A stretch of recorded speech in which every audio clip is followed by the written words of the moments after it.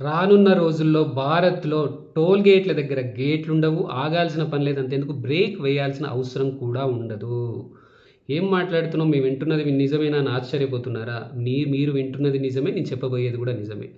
మనకు హాలిడేస్ వచ్చినా, ఏదైనా పండుగలొచ్చినా, ఏదైనా ఎందుకు వీకెండ్ వచ్చినా సరే, మనం హైవేస్ మీద వెళ్తున్నప్పుడు టోల్ గేట్ దగ్గర చాలా సమయం పడుతుంది. ఎందుకంటే ఒక కారు లేదా ఒక వెహికల్ తర్వాత వెళ్తూ ఉండడం ద్వారా టైం పడుతూ ఉండేది. ఎందుకంటే అక్కడ టోల్ ఒక్కొక్కటి దగ్గర తీసుకుంటూ వెళ్తూ ఉంటుంది కాబట్టి.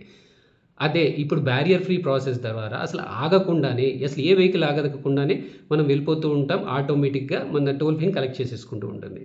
దీని ద్వారా మనం టైం సేవ్ చేసుకోబోతున్నాము. ఈ టైం ఎలా సేవ్ చేసుకుంటామంటే ఒక కార్ ద్వారా ఒక కార్ వెళ్తూ ఉండడం ద్వారా కొంత టైం పడుతూ ఉంటుంది కదా! ఒక 2 టోల్ గేట్‌లు, 3 టోల్ గేట్‌లు ఏసుకోండి. ఎంత టైం పడతది? ఆ టైంనంతా సేవ్ చేసుకోబోతున్నాం. అంటే మన ప్రయాణాన్ని మనం అనుకున్న డెస్టినేషన్ త్వరగా రీచ్ కాబోతున్నాము. ఇంకా దాని ద్వారా ఇంధనం కూడా సేవ్ కాబోతుంది. ఎందుకంటే మనం ఆగకుండా వెళ్ళిపోతుంటాం. ఎందుకంటే వితౌట్ స్టాప్ వెళ్ళిపోతూనే ఉన్నాం కదా! ఒకటే స్పీడ్‌లో వెళ్ళిపోతూ ఉంటాం. సో, మనకు ఇంధనం కూడా సేవ్ కాబోతుంది. అంతో ఇంతో దీని ద్వారా కాలుష్యం పర్యావరణ కాలుష్యం, వాయు కాలుష్యాన్ని తగ్గించిన వాళ్ళం కూడా అవుతాం. ఇది ఎలా వర్కౌట్ అవుతుంది అని అనుకుంటున్నారా? ఈ ప్రాసెస్‌ని ఏఎన్‌పిఆర్ ప్రాసెస్ అంటారు. అంటే ఆటోమేటిక్ నంబర్ ప్లేట్ రికగ్నిషన్ అనే పద్ధతి ద్వారా మనం వెళ్ళిపోతూ ఉంటాం. ఆటోమేటిక్‌గా వెళ్ళిపోతుంటే ఆ టోల్ రాగానే ఆటోమేటిక్‌గా మన నంబర్ ప్లేట్ ద్వారా తీసేసుకొని నంబర్ ద్వారా మన టోల్ ఫీని ఆటోమేటిక్‌గా కలెక్ట్ చేసుకుంటూ ఉంటుంది.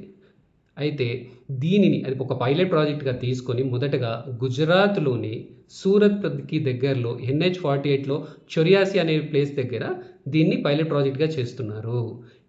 తొందరలోనే మొత్తం దేశమంతా రాబోతోంది. ఇది కేవలం టోల్ విధానాన్ని చేంజ్ చేయడమే కాదు. మన భారత ప్రజల సౌలభ్యం గురించి కేంద్ర సర్కార్ మోదీ సర్కార్ ఎంతలా ఆలోచిస్తుందనేది చెప్పడానికి ఇదొక నిదర్శనం.